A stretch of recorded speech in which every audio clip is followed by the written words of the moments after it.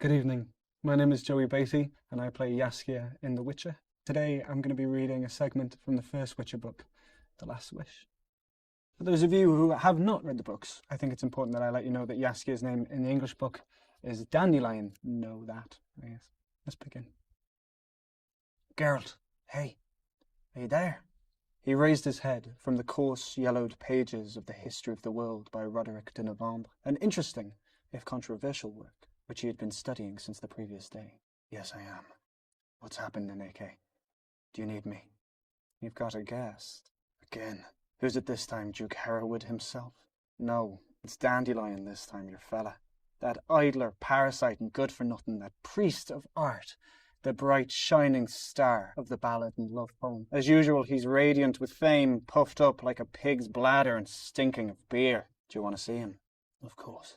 He's my friend, after all. Neneke, peeved, shrugged her shoulders. I can't understand that friendship. He's your absolute opposite. Opposites attract. Obviously. There, he's coming. She indicated with her head. Your famous poet. He really is a famous poet. Neneke, surely you're not going to claim you've never heard his ballads. Oh, I've heard them. The priestess winced. Yes, indeed. Well, I don't know much about it, but maybe the ability to jump from touching lyricism to obscenity so easily is a talent. Never mind. Forgive me. But I won't keep you company. I'm not in the mood for either his poetry or his vulgar jokes. A peal of laughter and the strumming of a lute resounded in the corridor, and there, on the threshold of the library, stood Dandelion, in a lilac jerkin with lace cuffs, his hat askew. The troubadour bowed exaggeratedly at the sight of Neneke, the heron feather pinned to his hat, sweeping the floor. My deepest respects, venerable mother, he whined stupidly. Praise be the great Melitele and her priestesses, the springs of virtue and wisdom. Stop talking bullshit, snorted Neneke, and don't call me mother. The very idea that you could be my son fills me with horror. She turned on her heel and left, her trailing robe rustling. Dandelion, aping her, sketched a parody bow. She hasn't changed a bit, he said cheerfully. She still can't take a joke. She's furious because I chatted a bit to the gatekeeper when I got here, a pretty blonde with long lashes and a virgin's plait reaching down to her cute little bottom, which it would be a sin not to pinch. So I did, and Neneke, who had just arrived... what the deuce. Greetings, Geralt. Greetings, Dandelion. How did you know I was here? The poet straightened himself and yanked his trousers up. I was in Wazim, he said. I heard about the Striga, and that you were wounded. I guessed where you would come to recuperate. I see you're well now, are you? You see correctly. But try explaining that to Neneke. Sit. Let's talk. Dandelion sat and peeped into the book lying on the lectern. History, he smiled. Roderick de Novembre.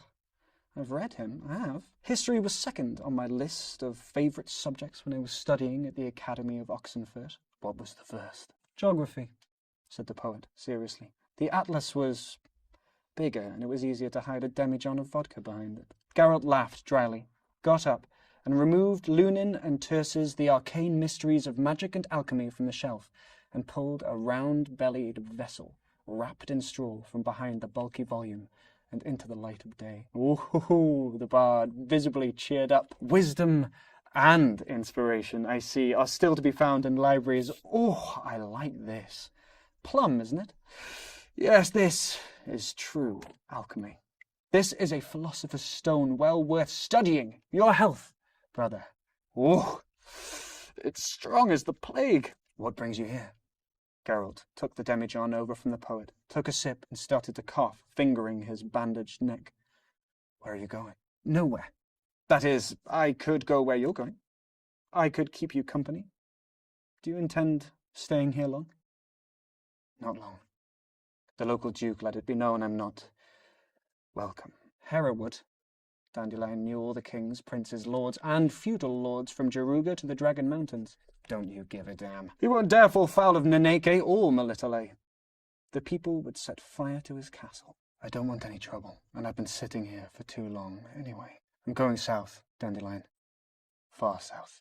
I won't find any work here. Civilization What the hell do they need a witcher here for? When I ask after employment, they look at me as if I'm a freak. What are you talking about? What civilization? I crossed Buena a week ago and heard all sorts of stories as I rode through the country. Apparently there are water sprites, myriapodons, chimera, flying drakes, every possible thing. You should be up to your ears in work stories. Well, I've heard them too. Half of them are either made up or exaggerated. No, Dandelion.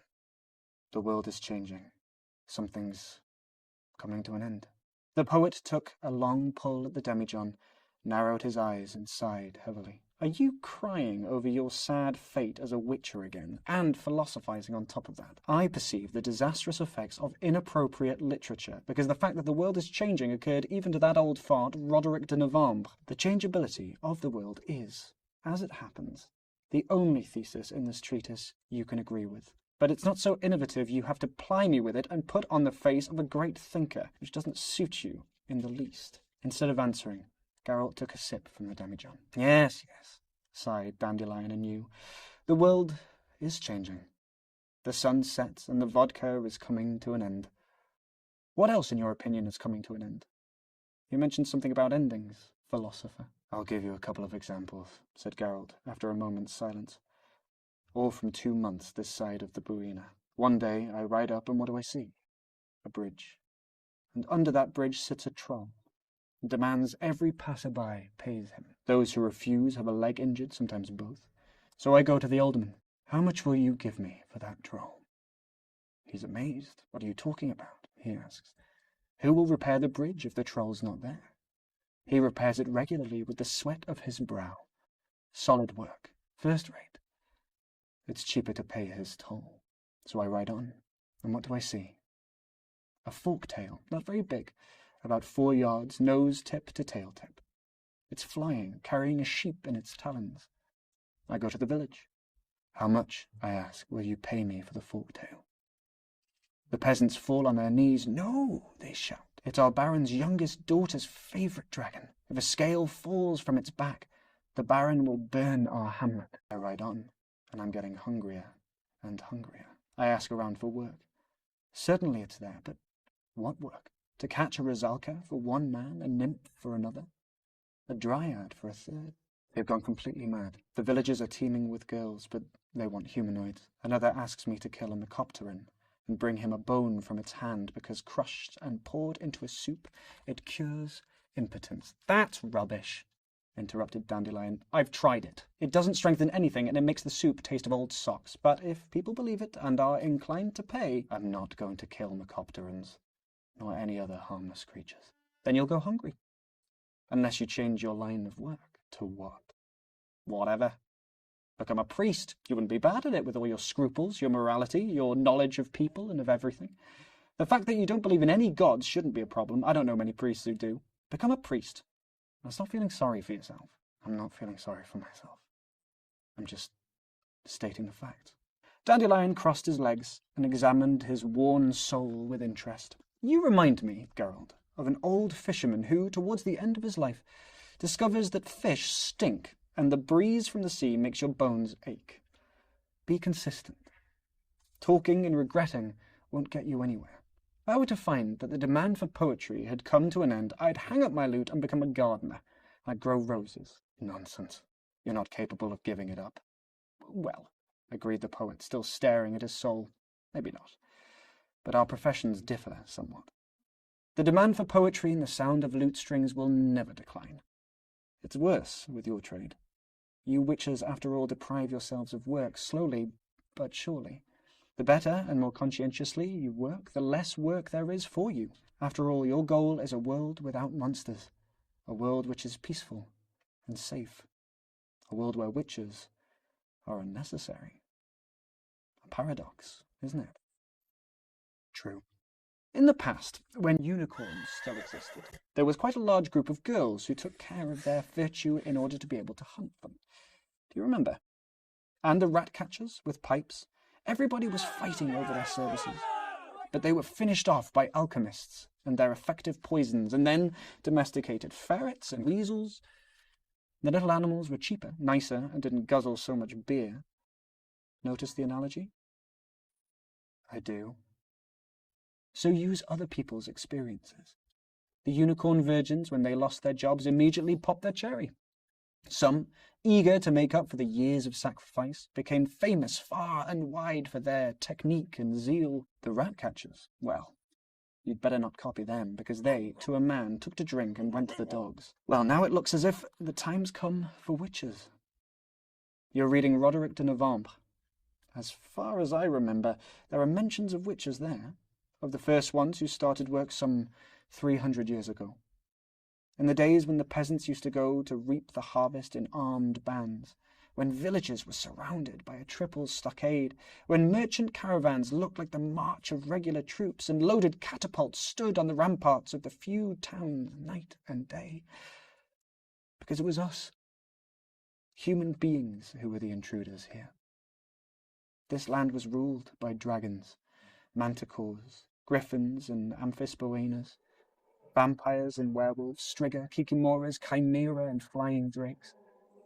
And this land had to be taken from them, bit by bit. Every valley, every mountain pass, every forest and every meadow. And we didn't manage that without the invaluable help of witches. But those times are gone, Geralt. Irrevocably gone. The Baron won't allow a folktale to be killed because it's the last draconid for 1,000 miles and no longer gives rise to fear, but rather to compassion and nostalgia for times past. The troll under the bridge gets on with people. He's not a monster, used to frighten children. He's a relic and a local attraction, and a useful one at that.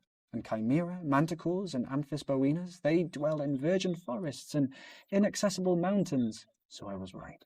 Something is coming to an end. Whether you like it or not, something's coming to an end. I don't like you mouthing banal platitudes. I don't like your expression when you do it. What's happening to you, Geralt? I don't recognize you. Oh, plague on it. Let's go south as soon as possible, to those wild countries. As soon as you've cut down a couple of monsters, your blues will disappear, and there's supposed to be a fair number of monsters down there. They say that when an old woman's tired of life, she goes alone and weaponless into the woods to collect brushwood. The consequences are guaranteed. You should go and settle there. For good. Maybe I should. But I won't. Why? It's easier for a witcher to make money there. Easier to make money. Geralt took a sip from the demijohn, but harder to spend it. And on top of that, they eat pearl barley and millet. The beer tastes like piss. The girls don't wash and the mosquitoes bite.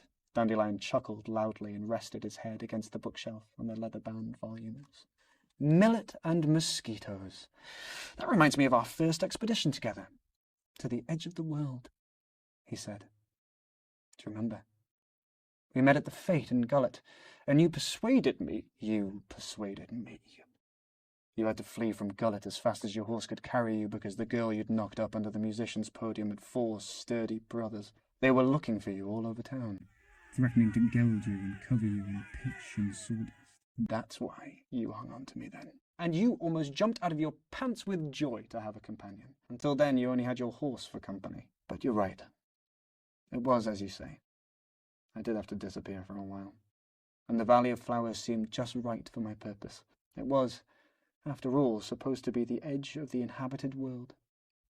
The last outpost of civilization. The furthest point on the border of 2 worlds. Remember? I remember. And there it is. I raise to you my own meagre demijohn and wish you a very, very good night.